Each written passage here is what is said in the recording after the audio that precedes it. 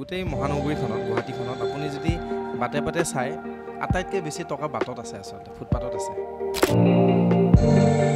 PhD ডিগ্ৰীধাৰী মানুহৰ ব্যৱহাৰ খুব বেয়া এজন ডক্টৰৰ ব্যৱহাৰো কেতিয়াবা খুব বেয়া কিন্তু এজন ৰিক্সাৱালা মেট্ৰিক ফেল ব্যৱহাৰো খুব আচলতে মানৱতা কৰ্মমুখী হ'ব লাগিব ব্যৱসায়মুখী হ'বই লাগিব যিয়ে নকৰা মুঠতে টকা চিনি পাবই লাগিব নিজক চিনি পাব লাগিব অকণমান স্বাৰ্থপৰ হ'ব লাগিব আজিৰ পৃথিৱীত তো আজিকালি ডিপ্ৰেশ্যনত যায় মানুহে যে মই প্ৰাইভেট ছেক্টৰত কাম কৰোঁ মই লিভাইজ বা এডিডাছ বা এনেকুৱা কোম্পানীত কাম কৰি আছোঁ ঘৰৰ মানুহ আহিলে লাজ কৰে দেখিবলৈ সদায় মনত ৰাখিব দাদা ঘৰত বহি থকাৰ নিচিনা লাজৰ কথা একো নাই মই বিশ্বাস কৰোঁ যদি আজি আপুনি শিক্ষা গ্ৰহণ কৰে যদি আপুনি দেশৰ প্ৰতি আপোনাৰ শ্ৰদ্ধা মৰম প্লাছ কৰ্মমুখী হয় আহিবলগীয়া 20টা বছৰ পিছত অসমৰ প্ৰেক্ষাপটখন খুব বেলেগ হ'ব কাঠ আলু তথা ঔটেঙা দাইলৰ পৰা আদি বিভিন্ন ধৰণৰ আমাৰ যিটো খিলঞ্জীয়া যিটো আমি ট্ৰেডিশ্যনেল কুজিনছ এথেনিক পৰিচয় কৰাই দিলে পৰিচয় হ'লোঁ বা খাবলৈ শিকিলোঁ ভাল পোৱা হ'লোঁ তেতিয়া নিজৰ মনত এটা আহিলে কিয়নো এখন নিজৰ এখন দোকান হওক নিজৰ এখন হোটেল হওক প্ৰেয়সী বুলি মই কেতিয়াও নকওঁ জীৱনত সাহস দিবলৈ মানুহ ডেফিনেটলি থাকে আৰু হয়তো আপোনাৰো আছে মোৰো আছে আৰু মই সদায় সেনেকুৱা মানুহ ভাল পাওঁ তো সেইকাৰণে মানে কৈ শেষ নহ'ব এটা এনেকুৱা এটা সত্তা অসমবাসীৰ এটা নাম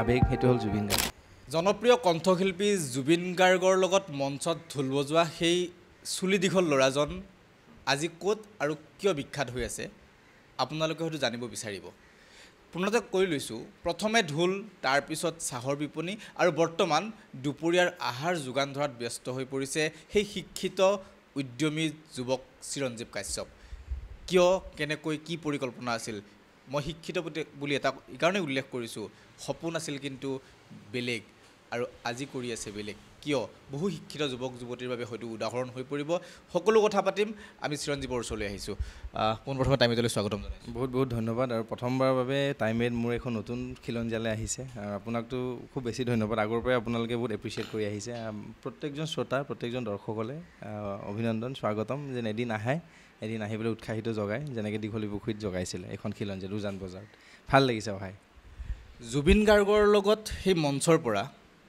চাহ আৰু এতিয়া দুপৰীয়াৰ আহাৰ কেনেকৈ এই যাত্ৰাটো কেনেকৈ জুবিন গাৰ্গ এতিয়া ক'ত আছেনে সংযোগ আছেনে বৰ্তমান সময়তো নিশ্চিতভাৱে ক'ব গ'লে দাদাৰ খবৰ সকলোৱে পায়ে আছে এতিয়া বৰ্তমান খুব ব্যতিক্ৰমী এখন বোলছবি চিকাৰত দাদা ব্যস্ত অলৰেডি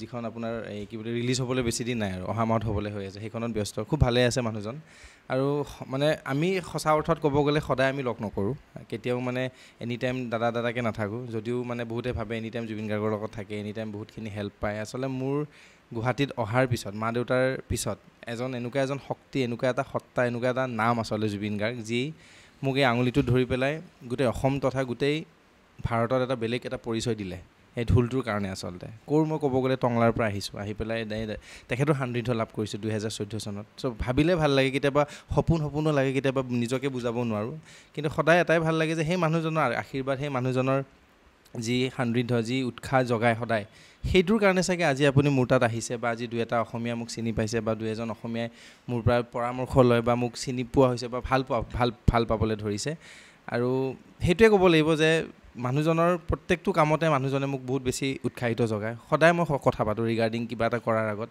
যদিও কিবা চিৰিয়েলৰ কথা হয় বা যদিও কিবা ব্যৱসায়ৰ কথা হয় দাদাক যাই পেলাই এবাৰ জনাওঁ দাদা সদায় এটাই কয় বুজি নাপায় যদিও মানুহজনে কিছুমান কথা হ'ব দে কৰ ভালকৈ কৰ আৰু ভালকৈ কৰ মানুহ নঠগাবি আৰু হিচাপটো ভালকৈ ৰাখিবি সদায় চ' মানে সদায় মানে নিজকে বচাই চলাবলৈ দিয়ে চ' সেইকাৰণে মানে কৈ শেষ নহ'ব এটা এনেকুৱা এটা সত্তা অসমবাসীৰ এটা নাম আৱেগ সেইটো হ'ল জুবিন গাৰ্গ আৰু ভাল লাগে তেখেতৰ সান্নিধ্য যে পাইছোঁ খিলঞ্জীয়াৰ দ্বিতীয় সংস্কৰণ আৰম্ভ হৈছে এয়া যিহেতু খিলঞ্জীয়াৰ দ্বিতীয় সংস্কৰণ মানে মই দ্বিতীয় সংস্কৰণ এইকাৰণে কৈছোঁ এইটো এটা বেলেগ এটা ৰাস্তা সেইকাৰণে দ্বিতীয় সংস্কৰণ কৈছোঁ দ্বিতীয় সংস্কৰণ কেনেকৈ পৰিকল্পনা হ'ল মই সেইটো জানিব বিচাৰিছিলোঁ ঢোলৰ পৰা আহি আচলতে মই খিলঞ্জীয়া আৰম্ভণিৰ পৰা ক'ব লাগিব সকলোৱে জানে মোৰ খুব গৌৰৱত মই নিজকে পৰিচয় কৰাই দিওঁ দৰঙীয়া ল'ৰা যদিও আজি ওদালগুৰি জিলাত অন্তৰ্গত টংলাৰ মই এজন ল'ৰা আৰু টংলাত খুব এটা ধুনীয়া পৰিৱেশত ডাঙৰ দীঘল হ'লোঁ তাতে পঢ়িলোঁ তাতে মা দেউতাই এটা সংস্কৃতিৰ এটা খুব ভাল এটা পৰিৱেশ দিলে ঘৰত এইটো একদম মানে ক'বই লাগিব আৰু গোটেই অঞ্চলটোৱে জানে চ' যেতিয়াই সৰুৰ পৰা সেই ঢোল খোল নেগেৰা আদি বিভিন্ন লোকগীত লোকনৃত্য তথা সংস্কৃতিৰ লগত যেতিয়া জড়িত হ'লোঁ কেতিয়াবা অনুভৱ হয় যে মোৰ সেই শিপা মোৰ সেই তেজত যেন সেই খিলঞ্জীয়া সত্তা তথা নিজৰ এই জাতীয়তাবাদ চেতনাটো যেন এতিয়াও জীয়াই আছে আৰু আজীৱন থাকিব আৰু খাই ভাল পাওঁ বনাই ভাল পাওঁ আজিও সেই দৰঙত গ'লে সেই কচুৰে বনোৱা সেই আইতাৰ হাতৰ সেই মানে ব্যঞ্জন তথা এই কাঠ আলু তথা ঔটেঙা দাইলৰ পৰা আদি বিভিন্ন ধৰণৰ আমাৰ যিটো খিলঞ্জীয়া যিটো আমি ট্ৰেডিশ্যনেল কুজিনছ এথেনিক চ' সেইবোৰৰ লগত যেতিয়া পৰিচয় কৰাই দিলে, পৰিচয় হ'লোঁ বা খাবলৈ শিকিলোঁ, ভাল পোৱা হ'লোঁ, তেতিয়া নিজৰ মনত এটা আহিলে কিয়নো নিজৰ এখন দোকান হওক, নিজৰ এখন হোটেল হওক। আৰু মই সদায় ভাবোঁ মই বহুত ফ্লেক্সিবল জীৱন এটা বিচাৰোঁ। মই মানে কাৰো আণ্ডাৰত চলা মানসিকতা মোৰ নহয়। আৰু এটা কথা সঁচা যে বেয়া নাপাওঁ চাকৰি কৰা মানে বেয়া বা এইটো কৰিছা মানে মই কামক কেতিয়াও কামক মই এখন মানে তুলনা কেতিয়াও নকৰোঁ যিকোনো ক্ষেত্ৰত। কাম ইজ কাম, মানুহ মুঠতে কৰ্মমুখী হ'ব লাগে, কৰ্ম কৰিব লাগে, সেইটোৱে মোৰ আদৰ্শ। আৰু দ্বিতীয়তে সাহসটো পালোঁ, সদায় কওঁ, সদায় শলাগ লওঁ, কটন বিশ্ববিদ্যালয়ত SNBC হোষ্টেল হওক, RKB MNDP তথা CMৰ বিভিন্ন ল'ৰা ছোৱালী, বিভিন্ন মোৰ জুনিয়ৰ, তাহাঁতিও মোক খুব উৎসাহ যোগালে। আৰু বিশেষকৈ এডমিনিষ্ট্ৰেটিভৰ ফালৰ পৰা খুব মৰম পালোঁ, বিভিন্ন কেইজনমান ছাৰ আছে তাৰে আমাৰ। চ' তাতে এখন ভাতৰ হোটেল খুলিছিলোঁ আজি 2 বছৰ আগৰ কথা, যে নাম আছিল খিলঞ্জীয়া। বান্ধৱী মোৰ কটনতে পঢ়ে, তাইৰ লগত আলোচনা কৰি পেলাই, মাৰ লগত আলোচনা কৰি পেলাই নামৰ নিৰ্ধাৰণ হ'ল যে নাই বাবা এই নামটোৱে দিয়া, খিলঞ্জীয়া। তাৰপিছত সেই আৰম্ভণি, সেইটোৱে মোৰ জীৱনৰ এটা যেন টাৰ্ণিং পইণ্ট বুলি ক'ব লাগিব। আপুনিও চাগে আহিছে তাতে ভাত খাবলৈ, ৰাতিপুৱা দৈ চিৰাৰ পৰা ৰাতি আহাৰলৈকে, চুঙা পিঠাৰ পৰা আপোনাৰ টেকেলি পিঠালৈকে। চ' সেইটোৱে আচলতে এই অসমীয়া সত্তা, অসমীয়া কুজিন, অসমীয়া খাদ্য তথা অসমৰ ভাষা সংস্কৃতিক জীয়াই ৰখা এটা বিপ্লৱ ক'ব লাগিব। আচলতে আন্দোলন কৰা মানসিকতা মোৰ একেবাৰে নাই, নোৱাৰোঁ। আৰু এনেকৈ যদি এটা আন্দোলন কৰোঁ ডেফিনেটলি চাগে অসমীয়াৰ খাদ্য তথা ভাষাখিনি জীয়াই থাকিব বুলি মই খুব এটা বিশ্বাস। গুৱাহাটীত উপাৰ্জন কৰিবৰ কাৰণে কিমান ৰাস্তা আছে? কেনেদৰে এজন যুৱকে নিজকে স্বাৱলম্বী কৰি তুলিব পাৰে? আচলতে গুৱাহাটী বুলি নহয়, মোৰ ধাৰণা, মই সদায় ভাবোঁ যে আপুনি ভাৰত হওক, বিভিন্ন অঞ্চল হওক, পৃথিৱীৰ যিকোনো চুকত যদি আপোনাৰ ক্ৰিয়েটিভিটি আছে, আপোনাৰ যদি পটেঞ্চিয়েল আছে, আপুনি যদি নিজৰ বিশ্বাসটোক নিজক যদি আপুনি চিনি পাব পাৰিছে, যিকোনো ক্ষেত্ৰত, যিকোনো ছেক্টৰত আপোনাৰ বহুত মানে সুযোগ আছে। আপুনি যদি ভাবে যে মই এনেকৈ কৰিম, সদায় নিজক চিনি পাব লাগে। মই বাৰে কওঁ, মানুহে মোক কয় চিৰঞ্জীৱ ময়ো গুৱাহাটী যাম, তোমাৰ নিচিনা হ'ম। যোৱাকালি আপোনালোকৰ ইণ্ডাষ্ট্ৰিয়েল ল'ৰা এজনে ফোন কৰিছে নিউজ লাইভৰ, যে মই এই লাইনটো এৰিব খুজিছোঁ চিৰঞ্জীৱ, অলপ কষ্ট হৈছে ইকনমিকেলি, কিছুমান ক্ষেত্ৰত মই খুব ঘাত প্ৰতিঘাত পাইছোঁ, মই বিচাৰোঁ তোমাৰ নিচিনা কৰিব।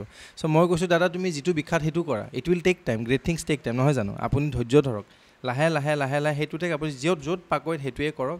আৰু গুৱাহাটী বুলি ক'বলৈ হ'লে অসমৰ বিভিন্ন অঞ্চলৰ ল'ৰা ছোৱালী ইয়াতে আহিছে, বিভিন্ন জেগাৰ আহি পেলাই খুব কষ্ট কৰি আছে, ৰাতি 12টালৈকে কষ্ট কৰে। দেখোঁ ল'ৰা, ছুইগি ল'ৰা বা ৰেপিড' চলাই থকা ল'ৰাকেইজনকো দেখোঁ। মোৰ আচলতে দুখ নালাগে, মই ভাবোঁ যে জীৱনটো এনেকুৱাই, আপুনি কৰ্ম কৰিবই লাগিব, পেটটোৰ কাৰণে কৰিবই লাগিব। আপুনি যিমান আপুনি নিজকে ফাঁকি নামাৰি পেলাই, নিজকে সততাত ৰাখি পেলাই, নিজকে বিশ্বাস ৰাখি পেলাই কনফিডেণ্টত কাম কৰিব, আহিবলগীয়া 5টা বছৰৰ পিছত বা 10টা বছৰৰ পিছত আপোনাৰ জীৱনটো আৰু কমফৰ্টেবল হ'ব। মই সেইটো বিশ্বাস কৰোঁ, কাৰণ এতিয়াই কৰ্ম, এইটোৱে আমাৰ কাম কৰা বয়স, এইটোৱে আমাৰ নিজকে ফাঁকি মাৰিব নোৱাৰা এটা বয়স। নিজক চিনি পাব লাগিব। কিন্তু 10জনে আপোনাক বেয়া পাইছে, 100জনে বেয়া পাইছে, একো ডাঙৰ কথা নহয় দাদা। ঘৰৰ 4জন প্ৰাণীয়ে যেতিয়া আপোনাক মৰম দিব, আপোনাক বুজি পাব, আপোনাক উৎসাহ যোগাব, তাতকৈ আৰু শক্তি একো নালাগে। আৰু তেতিয়া আপুনি কৰি গৈ থাকক। অসমৰ যিকোনো চুকত আপুনি এজন এণ্ট্ৰপ্ৰিনাৰ হ'ব পাৰিব। জাষ্ট ৰিচ'ৰ্চেছ, আইডিয়া, জেগাত মাথা মাৰিব লাগিব, সময়ত কথা ক'ব লাগিব, কি ওপৰত আপুনি কাম কৰিব, নিজক চিনি পাব লাগিব, সেইটোৱে মোৰ কথা। আমি দেখিলোঁ ইতিমধ্যে চিৰঞ্জীৱৰ উত্থান আমি দেখিছোঁ, কিন্তু ইমান শিক্ষিত এজন যুৱক, কি লক্ষ্য আছিল আৰু এতিয়া কি কৰি আছে? নিজৰ সেই সৰুকালিতে আমি এইম ইন লাইফ যিটো লিখিছিলোঁ বা যিটোক লৈ আমি আগবাঢ়ি আহিছিলোঁ, সেইমতে চলিছে নে কিবা বেলেগ এটা দিশলৈ গতি কৰিবলগীয়া হ'ল, আৰু কিয়? আচলতে একদম মানে স্পষ্টবাদী, মই আগতে বহুত স্পষ্টত কথা কওঁ। মইতো সঁচা কথা ক'বলৈ হ'লে মই ধনী হ'ব খোজোঁ, সেইটো মই একদম ক্লিয়াৰ কাট কথা আগতেও কৈছোঁ। আৰু ধনী হ'ব খোজা এটাই মানে চিন্তাধাৰাৰে কৈছোঁ যে মই কাকো ঠগাই পেলাই ধনী হ'ব নোখোজোঁ। As a Asomiya, as a মানে যুৱক বা এজন মানুহ হিচাপে, যিহেতু চবৰে এটা সপোন থাকে, মোৰ বিভিন্ন ধৰণৰ ৰং আছে, বিভিন্ন ধৰণৰ সপোন আছে, ঘৰখনক লৈ বহুত চিন্তা, বিশেষকৈ জেগা, নিজৰ টংলাখনক লৈ, নিজৰ অঞ্চলটোক লৈ। চ' ক'ৰবাত নহয় ক'ৰবাত যেতিয়া সপোনটোৰ পিছত দৌৰিছিলোঁ, ভাবিলোঁ ইঞ্জিনিয়াৰ হ'লেচোন সন্মানো আছে, টকাও আছে। চ' সেনেকৈ ইঞ্জিনিয়াৰিং কৰিলোঁ। কিন্তু যেতিয়া সেইখন পথাৰত ভৰি দিলোঁ, তেতিয়া গম পালোঁ যে মোৰ যিখিনি ক্ৰিয়েটিভিটি, মোৰ যিখিনি বিদ্যা, যিখিনি মোৰ অৰ্হতা আছে, সেইখিনি যেন ক'ৰবাত হেৰাই থাকিব তাত। ক'ৰবাত মই তাতে নিজকে হেৰুৱাই পাম, যিখিনিত মই আচলতে নিজকে চিনি পাওঁ। তেতিয়া মোৰ এক্সিকিউটিভ ইঞ্জিনিয়াৰ ছাৰে মোক কৈছিলে, চিৰঞ্জীৱ মই তোমাক চিনি পাব বাকী নাই, তুমি আচলতে ইয়াৰে মানুহ নহয়, তুমি সেইখন মঞ্চৰ মানুহ। তুমি যোৱা অজস্ৰ অসমত ইঞ্জিনিয়াৰ্ছ আছে, কিন্তু চিৰঞ্জীৱ এজন হোৱা। চ' সেই কথাটো মই আজিও সদায় মনত ৰাখোঁ। চ' তেনেকৈ আহি পেলাই যেতিয়া বিজনেছত সোমালোঁ, আৰু অপৰচুনিটিছ বহুত বাঢ়ে দাদা। সঁচা কথা ক'ব গ'লে, যেতিয়া আপুনি ফ্লেক্সিবল জীৱন এটা ব্যৱসায়ত আপুনি সোমায়, আপুনি জাষ্ট এটা বিজনেছতে ভাবি লাভ নাই, আপুনি অপৰচুনিটিছ লাগে, টকাও লাগে। সেই সমান্তৰালভাৱে আপুনি লোন ল'বও পাৰে, আপুনি হেল্প ল'বও পাৰে, কিছুমানে আপোনাৰ মৰমত হেল্পো কৰিব পাৰে, সেইটো কপালৰ কথা, সেইটো বংশৰ যদি কোনোবা মানুহে হেল্প কৰে। কিন্তু মই ভাবোঁ যেতিয়া আপুনি জিৰ'ৰ পৰা আহিব, যেতিয়া আপুনি নিজৰ সপোনটোক লাহে লাহে চিনি পাবলৈ ধৰিব, শিক্ষিতটো হ'ল কি, এটা ডিগ্ৰী, সদায় মনত ৰাখিব, এজন PhD ডিগ্ৰীধাৰী মানুহৰ ব্যৱহাৰ খুব বেয়া। এজন ডক্টৰৰ ব্যৱহাৰো কেতিয়াবা খুব বেয়া, কিন্তু এজন ৰিক্সাৱালা মেট্ৰিক ফেইল ব্যৱহাৰো খুব ভাল। আচলতে মানৱতা, মই মানৱতাৰ ওপৰত জীয়াওঁ, মানুহক মৰম কৰিবলৈ শিকি আছোঁ। এতিয়া মই নিজকে ভাল মানুহ হ'বলৈ শিকাই আছোঁ নিজকে। মই কেতিয়াও নকওঁ মই ভাল মানুহ। যদি মানৱ ধৰ্মৰ ওপৰত আপুনি কাম কৰিব, যদি মানুহক মৰম কৰিবলৈ শিকিব, কেতিয়াও ভগৱানক আপুনি ধূপ ধূনা দি পেলাই হে প্ৰভু চিঞৰি লাভ নাই। মানুহক মৰম কৰক, সেয়ে ভগৱান, সেয়ে ধৰ্ম, সেয়ে কৰ্ম, আৰু সেয়ে জীৱন। আৰু এইখন জীৱনত দুদিনীয়া আমি আলহীহে। চ' এই থকা কেইদিন যি বিচাৰিছে মনটোৱে নিমখ তেল খাব বিচাৰিছে খাওক, মাংস বিচাৰিছে খাওক, মুঠতে মনটোৱে কি বিচাৰিছে। চ' সেনেকৈ কৰি যাওকচোন। ডিগ্ৰী এটা নামৰ এখন কাগজ, কিন্তু মেইন ডিগ্ৰীটো হৈছে জীৱনৰ যিখিনি আপোনাৰ জ্ঞান, জীৱনত যিখিনি আপুনি শিকিব, যিখিনি শিকি পেলাই আপুনি শিষ্টাচাৰ নিজক ল'ব। আৰু সেই ঘৰখনৰ পৰা এই ঘৰখনেই হৈছে ইউনিভাৰ্চিটি। আৰু তাৰে পৰা আহি পেলাই এজন সবল সুস্থ আপুনি এজন যুৱক বা যুৱতী হ'ব পাৰিব, মই তেনেকৈ ভাবোঁ। ইঞ্জিনিয়াৰৰ পৰা আহি এতিয়া এজন ব্যৱসায়ী সকলোৱে চিনি পায়। সেই মঞ্চখনত হয়তো ঢোল বজাই থকা সেই চুলি দীঘল চিৰঞ্জীৱক আজি যেনেকৈ চিনি পাইছিল, আজি তাতকৈ বেছি ভালকৈ আজি চিনি পায়। সেইজন চিৰঞ্জীৱৰ প্ৰেয়সী আছে নাই, আমাৰ দৰ্শকসকলে কিন্তু জানিব বিচাৰে। আচলতে এই প্ৰশ্নটো নতুনকৈ খুব সুধিব ধৰিছে, আৰু আপুনিতো সুধিয়ে থাকে। আচলতে সঁচা অৰ্থত ক'ব গ'লে প্ৰেয়সী বুলি মই কেতিয়াও নকওঁ। জীৱনত সাহস দিবলৈ মানুহ ডেফিনেটলি থাকে, আৰু হয়তো আপোনাৰো আছে, মোৰো আছে। আৰু মই সদায় সেনেকুৱা মানুহ ভাল পাওঁ, যে আপোনাক বিপদৰ বুলি নহয়, যে সদায় আপোনাক এনেই যে হাতত ধৰি পেলাই যে ইমাজিনাৰী কৰি পেলাইও যে আপোনাক যে কয় যে নাই তই একো টেনশ্যন নল'বি, মই আছোঁ। চ' সেইটোৱে আচলতে মোৰ দৃষ্টিত প্ৰেম। আৰু প্ৰেম বুলি ক'বলৈ হ'লে, প্ৰেয়সী বুলি ক'বলৈ হ'লে প্ৰত্যেকটো বস্তুতে মই প্ৰেম বিচাৰি পাওঁ। সঁচা কথা কওঁ, মই মা, মোৰ ভণ্টি, মোৰ দেউতা, মোৰ ভালপোৱাখিনি, মোৰ ভালপোৱা কামখিনি, আৰু আপোনাকো মই ভাল পাওঁ, আপুনি গমেই পায় দাদা হিচাপে কিমান শ্ৰদ্ধা কৰোঁ। আৰু আপুনি কি বুজাইছে মই বুজিছোঁ। আচলতে ক'বলৈ টান, কিন্তু হয়তো চাগে ক'ৰবাত এগৰাকী কোনোবা এজনী আছে চাগে, হয়তো এতিয়াও ক'ৰবাত আছে, হয়তো আমি লগ হোৱা নাই, এদিন চাগে আমি লগ হ'ম। আৰু খুব আশাবাদী, আৰু জীৱনটো লগ হ'লেহে আচলতে আৰু বেছি ধুনীয়া হৈ পৰে। মই তেনেকৈ ভাবোঁ। দেখোন মই ক'বলৈ এখন অশান্তি পাইছোঁ আচলতে।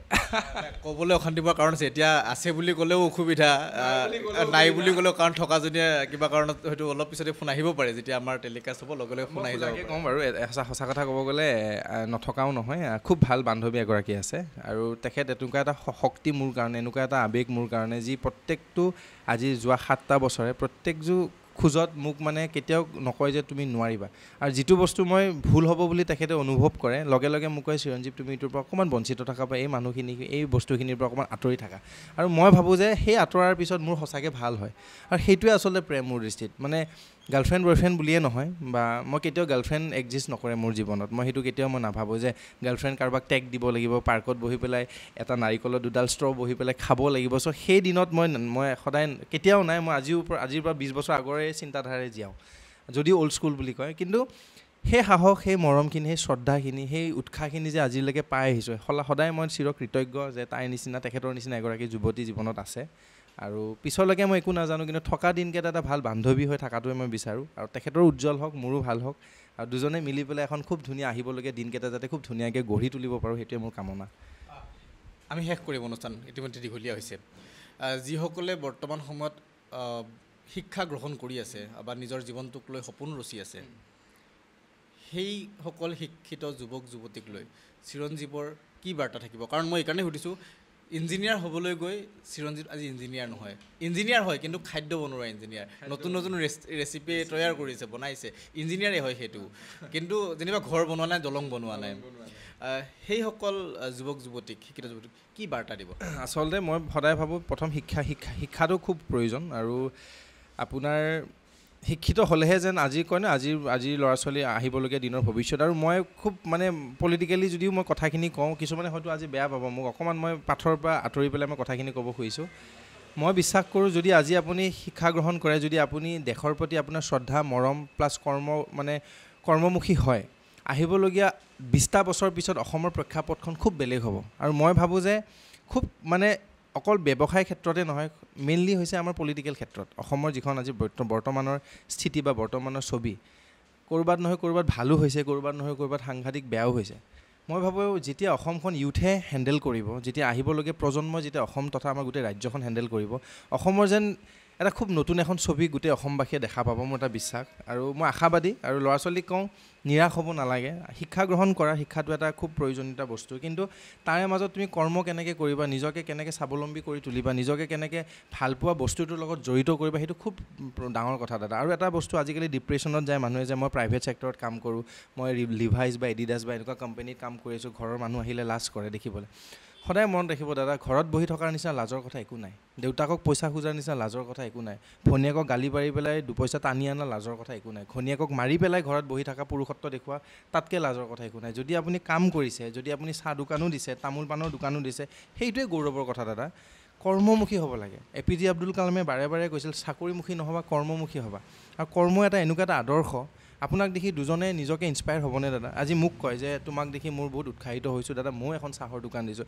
সেইটোৱে মোৰ কাৰণে ছাকচেছ কৰ্ম কৰা ইকনমি গ্ৰোথ কৰা অসমৰ ইকনমি আৰু গ্ৰোথ হ'ব দাদা আৰু আমাক অসমত এজন এণ্ট্ৰপ্ৰিনাৰ লাগে এজন ভাল উদ্যোগপতি লাগে দাদা এইকাৰণে কৈছোঁ যেতিয়া আদানী আৰু আম্বানীৰ নিচিনা উদ্যোগপতি গুজৰাটত আছে গুজৰাট আজি ডেভেলপ আজি যিখন ৰাজ্যত সেনেকুৱা উদ্যোগপতিৰ জন্ম হ'ব অসমতো আছে কিন্তু তাহাঁতি প্ৰকাশ কৰিব টান পায় নিজকে চিনাকি কৰিবলৈ টান পায় ক'ৰবাত ব্লেক মানিখিনি ৰাখি পেলাই যেন এটা বেলেগ এখন পৃথিৱীত জীয়াই আছে সেনেকুৱাও চলি আছে অসমখনত অপ্ৰিয় হ'লেও সত্য কিন্তু মই ভাবোঁ সবল সুস্থ অসম গঢ়িবলৈ হ'লে আপুনি উদ্যোগপতি হ'বই লাগিব কৰ্মমুখী হ'বই লাগিব ব্যৱসায়মুখী হ'বই লাগিব যিয়ে নকৰা মুঠতে টকা চিনি পাবই লাগিব নিজক চিনি পাব লাগিব অকণমান স্বাৰ্থপৰ হ'ব লাগিব আজিৰ পৃথিৱীত স্বাৰ্থপৰ অকণমান ডেফিনেটলি হ'ব লাগিব কিন্তু ঘৰৰ চাৰিওফালে যিকেইজন ব্যক্তি সিহঁতক আপোন কৰি ৰাইজক মৰম দি আগুৱাই গৈ থকা আপোনাক নিজে ৰাইজৰ পৰা আপুনি মৰম পাব সেইটোৱে বিশ্বাস আৰু আহিবলগীয়া চামটোত নৱপ্ৰজন্মই যাতে গোটেই অসমখন হেণ্ডেল কৰক মই সেইটো এটা মই চাব বিচাৰোঁ আৰু মোৰো যদি কিবা কণ্ট্ৰিবিউশ্যন দিব পাৰোঁ ভৱিষ্যতলৈকে মোৰো কিছুমান সপোন আছে চ' ডেফিনেটলি মই কৰি যাম নিজৰ আই মাতৃৰ কাৰণে আচলতে যদি আপুনি ভাবে যে কম খৰচাত আপুনি কেনেকৈ ষ্টাৰ্টআপ এটাও যদি কৰোঁ আচলতে ষ্টাৰ্টআপ বুলি নহয় যিকোনো ক্ষেত্ৰত কিন্তু এটা সঁচা কথা ক'ব লাগিব গোটেই মহানগৰীখনত গুৱাহাটীখনত আপুনি যদি বাটে বাটে চাই আটাইতকৈ বেছি টকা বাটত আছে আচলতে ফুটপাথত আছে আপুনি যিকোনো ব্যৱসায় যদি তাতে কৰে তামোল পাণৰে হওক আপুনি কাপোৰৰে হওক আপুনি চানাচুৰৰে হওক নতুবা আপুনি যে অমৰা যে বিকে যে সেই অমৰা বিকা বাইদেউবাই দাদাজনকো যদি সোধে কিমান টকা বিকিলে তেখেতে 1200-1500 টকা বুলি ক'ব চ' আচলতে মই এইটো বস্তু বেয়া ভাবি কোৱা নাই দেই আচলতে কষ্ট চবেই কৰি আছে কিন্তু আপুনি ইমান হাইফাই আপোনাক ছেটআপ নাই আপোনাৰ অজস্ৰ টকা নাই আপুনি যদি আইনগতভাৱে ভালকৈ আপুনি যদি পাৰ্মিশ্যন লৈ পেলাই যিখিনি আমাক আটাইতকৈ বেছি দৰকাৰী মিউনিচিপালিটি হওক GMC হওক চবৰে পাৰ্মিশ্যন লৈ পেলাই যদি আপুনি বাটতো যদি এখন ভালকৈ এখন দোকান দিব পাৰে সেইখনো যেন আপোনাৰ জীৱনৰ এটা সলনি হ'ব পৰা এটা বাট আপোনাক মোকলাই দিয়ে সেইটো মোৰ বিশ্বাস কাৰণ মই তেনেকৈ আৰম্ভ কৰিছিলোঁ বাটত চ' সেই সেনেকৈ এখনৰ পৰা দুখন দুখনৰ পৰা তিনিখনকৈ চাৰিখনকৈ আজি 5খন খিলঞ্জীয়া চ' আল্টিমেটলি মই সেই বাটৰে ল'ৰা আজিও বাটতে আছোঁ সেই বাটৰ পৰা আহি পেলাই আজি আপোনাৰ এই স্ক্ৰীণত আহি পেলাই ইয়াতে বহি আছোঁ চ' প্ৰত্যেকজনক মই উৎসাহ যোগোৱা বুলি কোৱা নাই কষ্ট কৰা যেনেকৈ নহওক মুঠতে ইকনমিকেলি গ্ৰ'থ হ'বলৈ চেষ্টা কৰা বাটত বহুত টকা আছে দাদা আপুনি ল'ব জানিব লাগিব